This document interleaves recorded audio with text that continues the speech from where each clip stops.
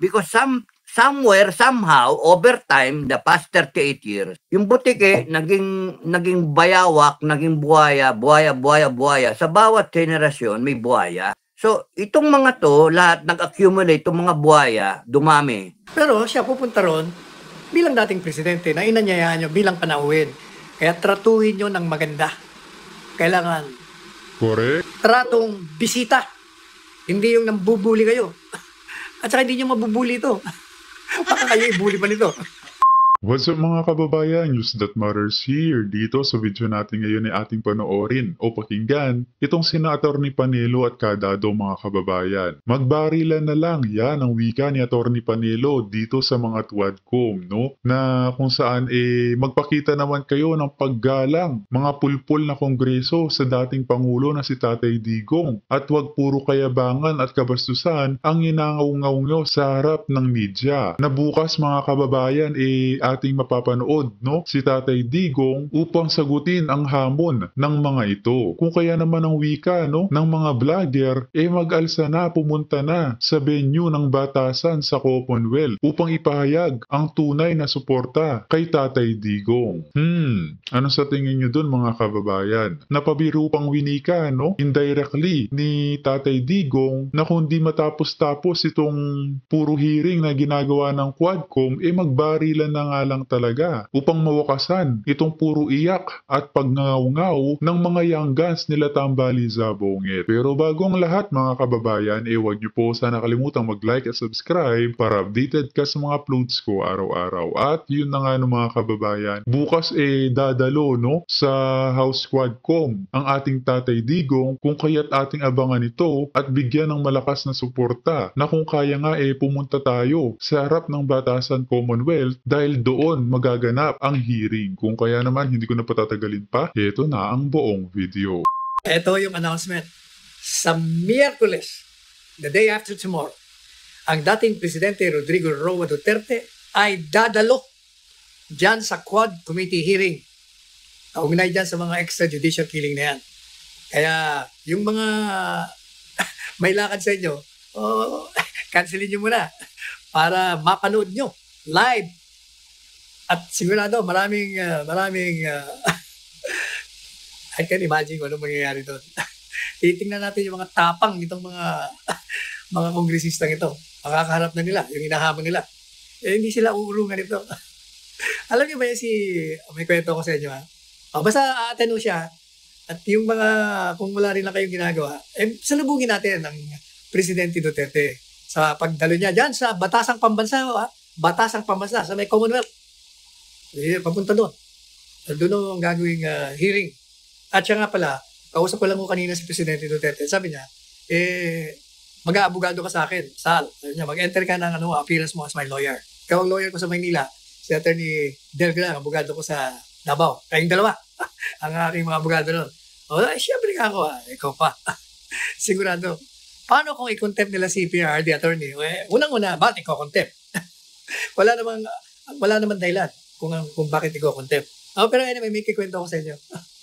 Alam niyo nung prosecutor pa ito, nung fiscal pa siya, alam niyo ba na nagka-debate sila, nagka-argue sila doon sa presiding judge. Kasi pinagpipilitan ng judge noon sa Davao, yung maling batas, yung basa niya sa provision.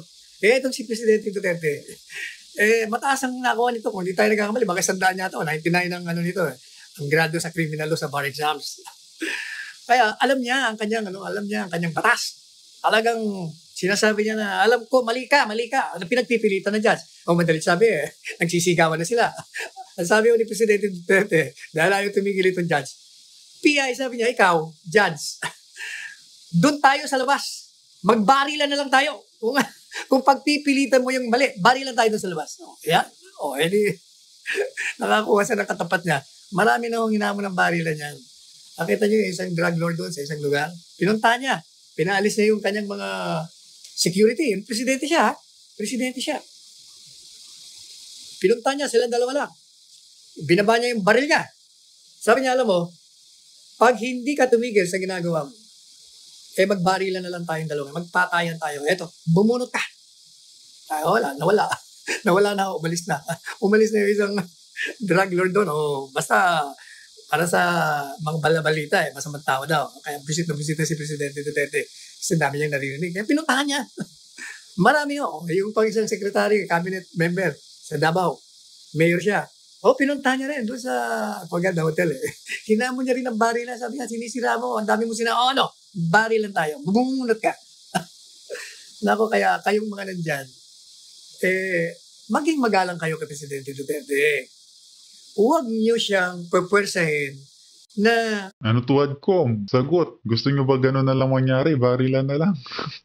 Para matapos na ang gulo. Matapos na yung kakaiyak nyo sa mga Duterte. Hay nako. mawala rin ang galang sa inyo. Kung magalang ang pagtanong ninyo, magalang din kayong sasagutin. Pero kung babastusin niyo siya, I will engage you. Maniwala kayo. Pareho nung ginawa ni yung senadora doon, di ba? Pinipilit siya, pinipin down siya, hindi naman abogado. O kaya nabuliwan niya kasi mali ho Alam niyo, pag mali, huwag niyo nang pagpilitan. Ano yan? Nawala ng yung taong bundok, nawala ng karapatan. O kaya mo siya, tingnan natin yung tapang niya. Nagtatapang-tapangan. Tingnan natin. Dalawang di manong nagmamagaling na killer at isang taong sinasabi nila rin killer. O, tingnan natin. Pero alam nyo, sa lahat ng nakita kong matapang, mabangis na tao, itong si Presidente Duterte, ang pinaka-mabait, mahinahon, magalang, at mapagpatawad. Nakita nyo yung siya'y siniraan nung nasirang ama nitong kalaban niya ngayon sa pagka-mayor? Hindi niya ako pinatulan. Pinabayaan niya. Kahit ang pamilya sinisiraan. Napakabait niya Kasi siya, ang kanyang, ang ugali niya, okay lang, siraan niyo ako. Pero wag niyong sisirain ang konstitusyon. Igalan niyo ang batas. At wag kayong mga api ng tao. Sapagkat pag kayo nangapi, hindi na baling ako api niyo, sabi niya. Pero pag nangabi kayo ng tao na walang kalaban-laban, maniwala kayo, maghahalo ang balat sa tinalupan. Mabangis ako. Yun yung nakita ko talaga. Napaka-bait na tao. Napaka-humble. Magalang magalang na tao. Kaya hindi ba nung makilala ko siya, hindi ko talaga siya tinantana na hindi tumakbo. Pangulo ng bansa. Kaya abangan nyo sa Miyerkules. Darating siya roon bilang dating presidente ng bansa. At dahil makukulit itong mga ito, at niyayabangan pa siya, nahamon pa siya, kaya takot daw siya. Sabi niya nga, don't give me that shit. Hindi ako takot. Marami nang kung dinaanan sa buhay ko. Naging fiscal ako, naging mayor, naging vice alkalde, naging kongresista, at naging presidente. Wala akong, kaya nga ako naging matagumpay ito Wala kasi itong agenda. Walang kinakatakutan. Ganun siya. Kaya magandang panoorin. Kung kayo ay nag-enjoy doon sa Senate hearing, I'm sure, mas lalo kayo mag-enjoy sa Miyerkules. Kasi kung yung mga nandun ay aasta ng mali, maniwala kayo, maghahalo ang doon. Basta abangan nyo na lang. Basta ang aking word of caution to the members of Congress. You invited the former president. You're saying that you're going to give dignity to his office. Do it.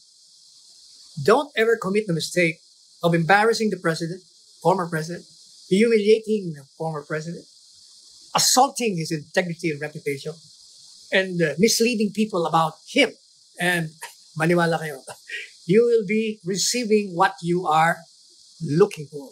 Sabi nga ni Elvis Presley, if you're looking for trouble, you came to the right place. Kaya, pag naghahanap kayo ng gulo, itong mamang to, hindi kayo urungan ito.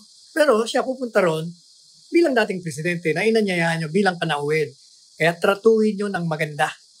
Kailangan Correct. tratong bisita.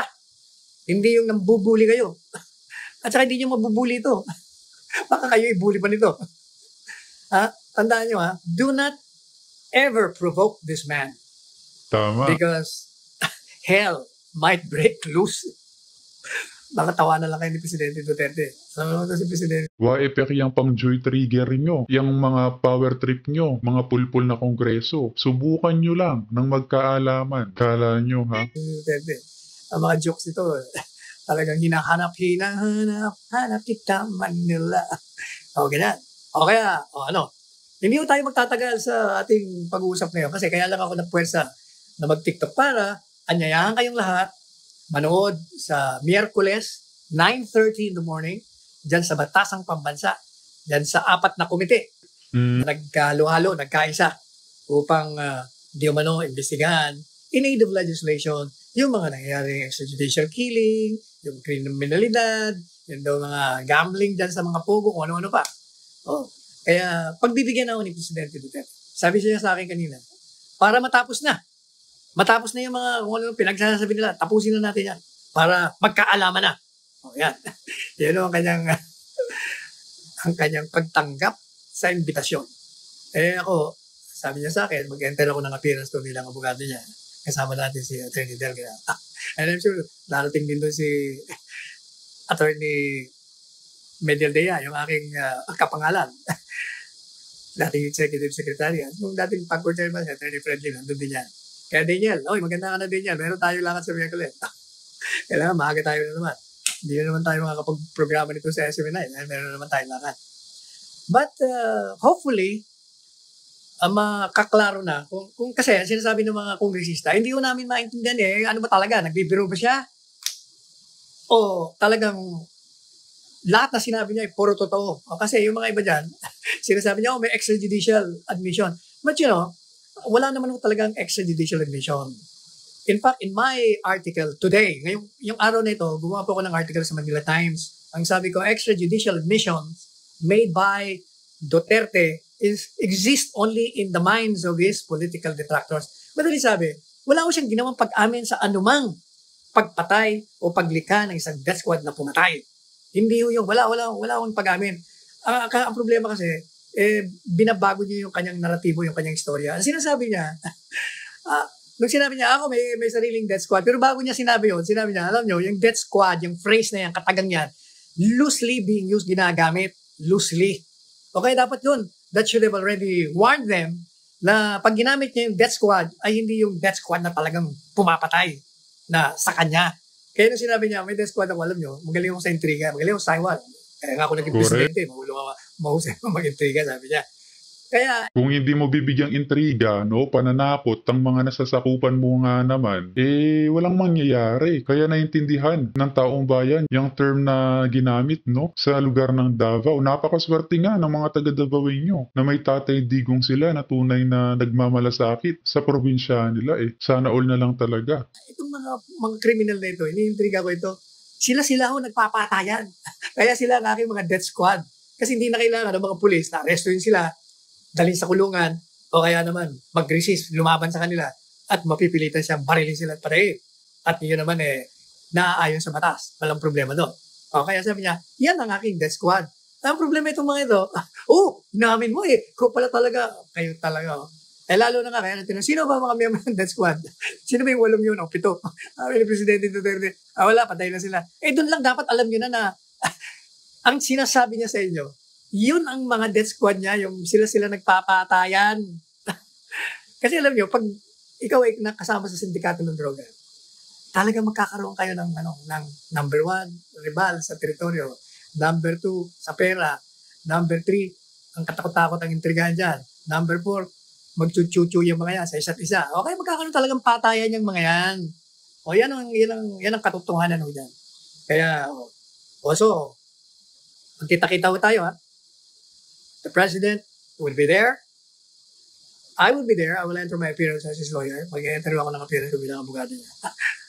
Meron din si Attorney Delga at yung pang ating mga kapwa-abogado, Attorney Medialdea at si Attorney Friendly. Darating mo kami doon.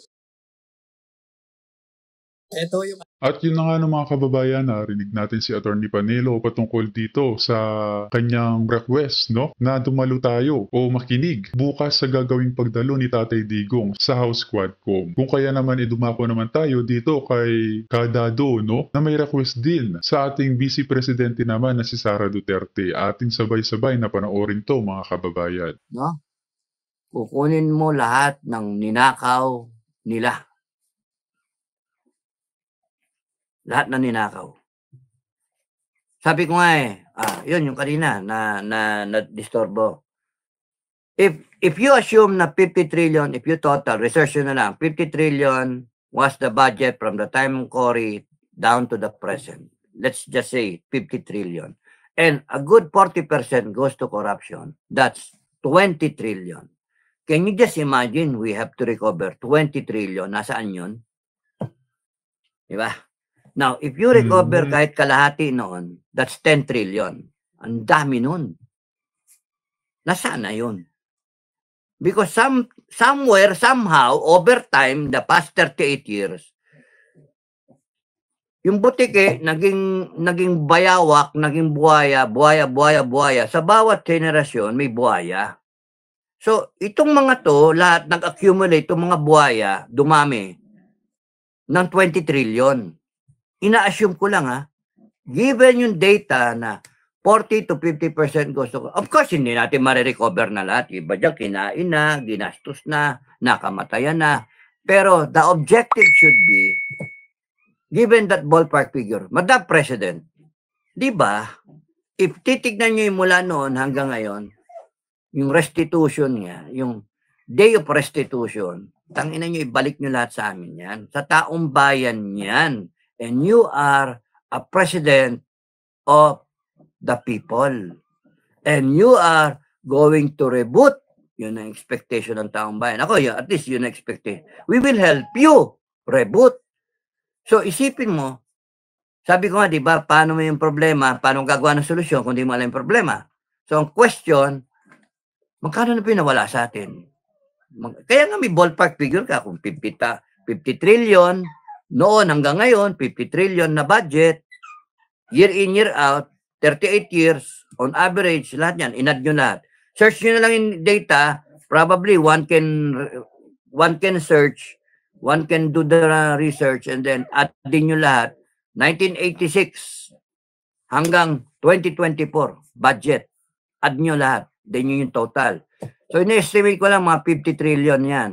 More or less. Tapos noon, kung 40%, search nyo, how much goes to corruption year on year. So, pwede ka magsimula ng 20% o 30%, hanggang sa ngayon, 50%. Meron pa ka nagsasabi, 70% goes to corruption. Tingnan nyo yung flood control. 1.4 billion araw-araw. Tingnan nyo, walang bakal. Puta nang yan mga yan. Grabe, no? Yun. So, lahat na connected.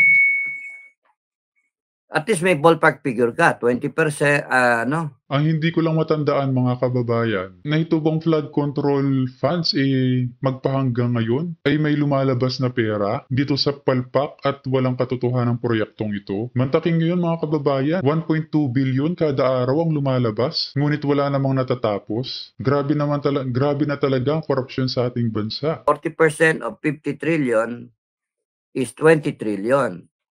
Sabi, yun yung ballpark figure. Hahabulin natin 20 trillion.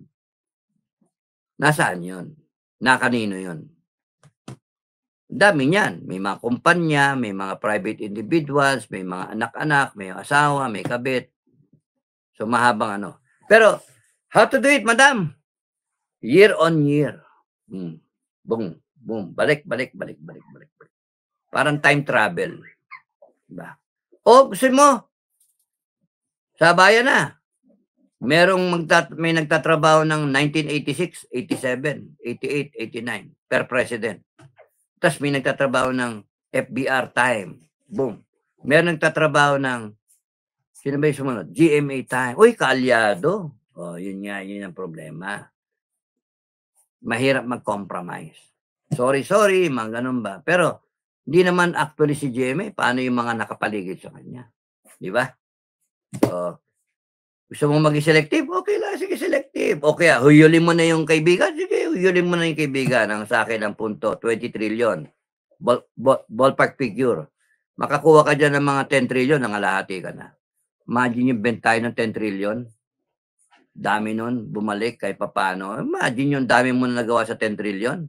In terms of tourism, in terms of productivity, in terms of armed forces, modernization, in terms of price control. Siya nga pala, baka kalimutan. Isa pang proclamation kung gustong sa ano naman natin, commodities, no? Sa food security.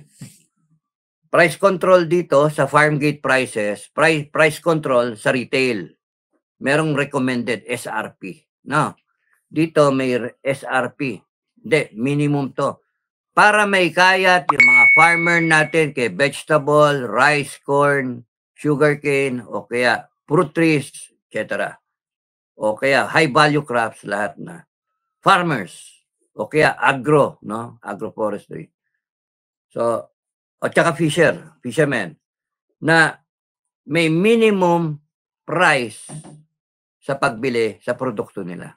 Hindi sasama ang loob niyan. Tatanim ka, puta na, ilang taong mo tinanim. Ilang taong mo tinanim, inalagaan mo, bigas, putya, mabot ka ng 20, babarating ka ng 19, 18, nakakainit ng ulo yun eh. Pero kung magsiset ang gobyerno ng minimum buying price dito, farm gate, na that will create a minimum na profit, may ganyo yon tao. Ngayon, ang tanong, ano yung profit? Magsimula ka ba ng 20? 50? Double? So, pag-isipan ninyo. Pero ang punto, towards that end, secured yung farmer. So, wala siyang isip na, punta na, lagi na lang ako lugin. Tigil na nga ako. Ayun. So, merong farm gate price. Kung ikaw, Napabayaan na nga ang agriculture sector natin, kadado puro na lang import ang nangyayari, puro na lang smuggling, kaya patuloy na tumataas ang presyo ng mga bilihin trader ka, dealer ka, kung ayaw mo, huwag ka na mag-trade. Ganon kasimple lang yan.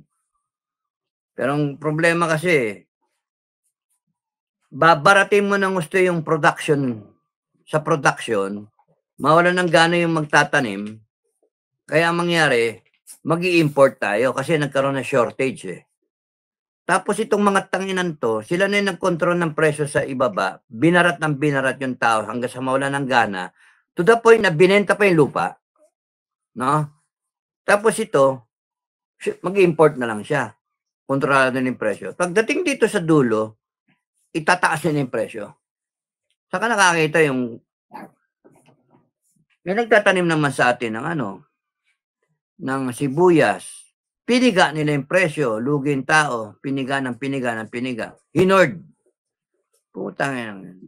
Tapos nun nag-import tayo. Pagdating dito, 700. Kasi nga, ang solusyon talaga dyan sa agro-ek na yan. Kontrolin mo yung presyo dito, tsaka dito. Dito, masayang consumer kasi merong SRP. You go beyond that, cannot be. Bakit? Yung mga nagsasabi, let market forces. Tarantado nga So, government should come and control it. SRP. You go beyond that, sarado ka, tindahan mo. Bakit? Meron namang control dito. Anong sasabihin mo, mahal mo kinuha? Wag mong kunin. Kasi ang yari dito ngayon. Pag ikaw, di mo sinunod yung dito at saka dito, kasi may recommended price mong pagbenta kung ikaw yung trader, middleman. So, kunyari, binili mo yung palay ng 20, mamaya, bebenta mo ng 40, putang lang yan. Isang araw, 3 araw mo lang hawak yung bigas, o kaya, okay, i-hoard mo para bumagsak, tumaas yung presyo, tapos tsaka ka mag-import. Gago talaga mga. Yung in-import mo, mura-mura, tapos nung pinapataas mo yung presyo, in-hoard mo yung ani ng bigas. Di ba?